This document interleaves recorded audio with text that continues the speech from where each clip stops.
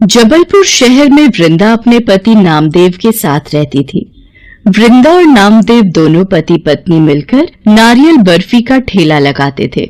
उनकी नारियल बर्फी पूरे जबलपुर में प्रसिद्ध थी। दूर दूर से जब भी कोई जबलपुर आता था तो उनके ठेले की नारियल बर्फी जरूर खरीद कर ले जाता था। नामदेव और वृंदा का जीवन अच्छे से व्यतीत हो रहा था। दोनों बेटे भी स्कूल जाने वाले हो गए थे। समय पर घर का किराया भी नामदेव और वृंदा दे देते थे। नामदेव के मन में अब एक ही ख्वाहिश थी, वो थी अपना घर बनाने की। वृंदा, भगवान की कृपा से हमारा नारियल बर्फी का ठेला बहुत अच्छा चल रहा है। मेरी तो इच्छा है कुछ ही समय में अब अपना घर और एक दुकान बना ही लेंगे। कब तक हम किराए के घर में रहेंगे? अपना घर होगा तो बचत और ज्यादा होगी। आप सही कह रहे हो। अपना घर और अपनी दुकान बन जाए तो बहुत आराम हो जाएगा। अच्छा, आप कुछ देर आराम करो, तब तक मैं बर्फी तैयार कर लेती हूँ, फिर शाम को ठेले पर चलेंगे। वृंदा बहुत ही स्वादिष्ट नारियल बर्फी बनाती थी। उसके हाथों में नारियल बर्फी बनाने की एक अलग ही कला थी। शाम के वक्त वृंदा और नामदेव दोनों नारियल बर्फी का ठेला लगाने निकलते हैं। नामदेव भाई, 2 जगह 1-1 किलो नारियल की बर्फी तोल देना। सतना शहर से दोनों बहनें आई हुई हैं और वो कहती हैं कि वो तुम्हारी नारियल बर्फी लेकर ही घर जाएंगी। पूरे जबलपुर में तुम्हारे ठेले की ही नारियल बर्फी बहुत प्रसिद्ध है। ये बात वो अच्छी तरह जानती है भाई। मनोहर भैया, ये नारियल बर्फी के स्वाद का श्रेय आप मेरी पत्नी वृंदा को ही दो। ये ना हो तो मैं भला अकेला कहाँ संभाल पाऊं। मैं तो बस नारियल लाकर दे देता हूँ। बर्फी बनाने का सारा काम तो इसी के हाथों में है। ये लो नामदेव, आपके पैसे। चलता हूँ, ठीक है? जय राम जी की। तुम तो मेरी बस यूं ही तारीफ करते रहते हो। अब घर चले, बच्चे इंतजार कर रहे होंगे। झूठी तारीफ क्या है? तुम्हारे हाथों में तो जादू है ही, इसलिए तो हमारी अच्छी कमाई हो जाती है। इसी तरह से दिन बीत रहे थे। नामदेव ने अब तक 30,000 रुपए जोड़ लिए थे, पर एक दिन वृंदा छत से कपड़े उतार कर ला रही थी तो अचानक सीढ़ियों से उसका पैर फिसल जाता है और वो सीढ़ियों से गिर जाती है। वृंदा के सिर में चोट आती है और सीधे हाथ की हड्डी टूट जाती है। इनके सिर और माथे पर खरोंचे आई हैं और सीधे हाथ की कोहनी की हड्डी टूट गई है, जिसे ठीक होने में 2 महीने लग सकते हैं। वृंदा को पूरे आराम की जरूरत है। मम्मी, जल्दी ठीक हो जाओ।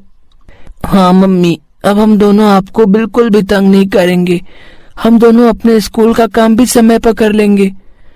पापा, मम्मी कब ठीक होंगी? डॉक्टर ने तुम्हारी मम्मी को दवाई दी है बेटा। अब आराम करने के लिए बोला है। वो जल्दी ही ठीक हो जाएगी। तुम दोनों जाकर पढ़ाई करो। ये लो वृंदा, दवाई ले लो। मेरी वजह से आप सबको कितनी परेशानी हो रही है। मैं तो उठ भी नहीं पा रही हूँ। अब सारे काम कैसे होंगे? घर का, बाहर का, सब काम तुम कैसे करोगे? तुम चिंता मत करो, सब काम हो जाएंगे। अभी तुम दवाई लेकर आराम करो, जब तक मैं बच्चों के लिए और तुम्हारे लिए कुछ खाने का बना देता हूँ। कहते हैं ना, दुख और सुख बिना बताए आता है। नामदेव और वृंदा के जीवन में सब कुछ ठीक चल रहा था, पर अचानक से इतना बड़ा दुख उनके सुखी जीवन को हिला गया था। नामदेव घर की देखभाल करता था। वृंदा के हाथ की हड्डी टूटी हुई थी, इसी वजह से वो कोई काम नहीं कर पाती थी। नारियल बर्फी का काम बहुत दिनों से बंद पड़ा था। इस वजह से नामदेव के पास जो जुड़े हुए पैसे थे वो सब वृंदा की दवाइयों, घर का किराया और घर खर्च में लग गए थे। नामदेव परेशान हो गया था। उसे नारियल बर्फी बनानी नहीं आती थी, नहीं तो वो दिन में थोड़ी देर ठेला लगा भी लेता। क्या करूं भगवान, कुछ समझ में नहीं आ रहा। घर कैसे चलेगा? अगले महीने का घर का किराया फिर सिर पर आ गया है, वो भी देना है। पिछले 20 दिन से काम बंद पड़ा है, सब कैसे होगा? वृंदा नामदेव की परेशानी को समझ रही थी। वो भी जानती थी कि पिछले कुछ दिनों से नारियल बर्फी का काम रुका हुआ था। फिर वृंदा को एक उपाय सूझा। उसने नामदेव से कहा, सुनो जी, मैं चाहती हूँ नारियल बर्फी आप बनाओ, जैसे जैसे मैं आपको बताऊंगी उस तरह से आप बनाते जाना। धीरे धीरे आप नारियल बर्फी बनानी सीख जाओगे। वृंदा, अगर थोड़ा बहुत भी स्वाद में फर्क आया तो काम पर असर पड़ जाएगा। लोग हमारी नारियल की बर्फी की बहुत तारीफ करते हैं। मुझे तो लगता है मैं नहीं बना पाऊंगा। आप मेरे ऊपर विश्वास करो, देखना आप बहुत अच्छी नारियल बर्फी बना लोगे और मैं आपके साथ हूं। मैं आपको बताती जाऊंगी, जैसे जैसे मैं बताऊं वैसे वैसे करना, ठीक है? चलो अब आप शुरू करो नारियल बर्फी बनाना। नामदेव नारियल बर्फी बनाना शुरू कर देता है। पहले तो उसे बहुत परेशानी होती है। धीरे धीरे वृंदा उसे सब कुछ समझाती जाती है। लाओ जरा चीनी तो चखाओ कैसी बनी है। ये तो बहुत ही बढ़िया और स्वादिष्ट नारियल बर्फी आपने बनाई है। मुझसे भी ज्यादा स्वादिष्ट। अब आप जल्दी से नारियल बर्फी का ठेला लेकर बाजार जाओ, देखना आपकी अच्छी कमाई होगी। ठीक है, तुम समय पर दवाई ले लेना। मैं जैसे ही काम खत्म हो जाएगा लौट आऊंगा। कुछ दिन तक नामदेव अकेला ही नारियल बर्फी बनाकर बाजार में बेचने जाने लगा। वृंदा अब ठीक हो चुकी थी, इसलिए उसने दोबारा धीरे धीरे नामदेव की मदद करना शुरू कर दिया था। एक दोपहर, नामदेव, मेरी बेटी की शादी में मैंने सब लड़के वालों को तुम्हारी नारियल की बर्फी के डिब्बे ही बांटने हैं, इसलिए बहुत ही बढ़िया और स्वादिष्ट नारियल बर्फी बनकर तैयार हो जानी चाहिए। 1 हफ्ते बाद ही मेरी बेटी की शादी है, तुम ऑर्डर ले लो और ये 10,000 रुपए एडवांस के तौर पर रखो। हे ईश्वर, आज इतना बड़ा मिठाई का ऑर्डर मिल गया। मेरे लिए ये बहुत जरूरी था। घर जाकर वृंदा को बताऊंगा तो वो भी बहुत खुश होगी। नामदेव घर जाकर वृंदा को नए ऑर्डर मिलने की बात बताता है, जिसे सुनकर वृंदा बहुत खुश होती है।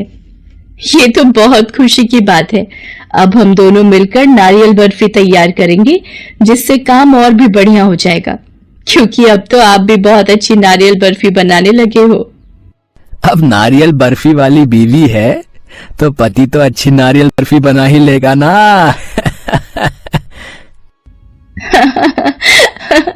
वो तो है, सच कहा है।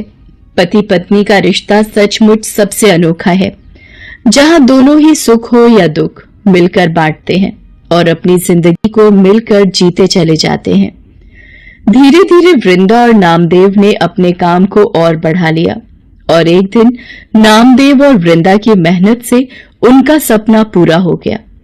उन्होंने अपना घर खरीद लिया और अपनी मिठाई की नई दुकान खोली, जहां पर उनकी नारियल बर्फी सबसे ज्यादा मशहूर थी।